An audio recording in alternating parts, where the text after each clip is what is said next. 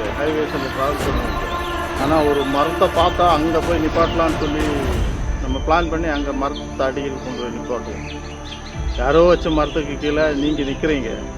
நீங்கள் நிற்கிற மரத்துக்கு, நீங்கள் வச்சு வளர்த்த மரத்துக்கு கீழே யாராவது நிற்கணும் அப்படின்னு யாராவது என்னைக்காவது ஒரு நாள் யோசிச்சிருக்கீங்களா? அனைவரும் மரம் நட்டு வச்சு வளர்க்கிற மரங்கள் எல்லாமே நாட்டு மரங்களாக நட்டு வச்சு வளங்க.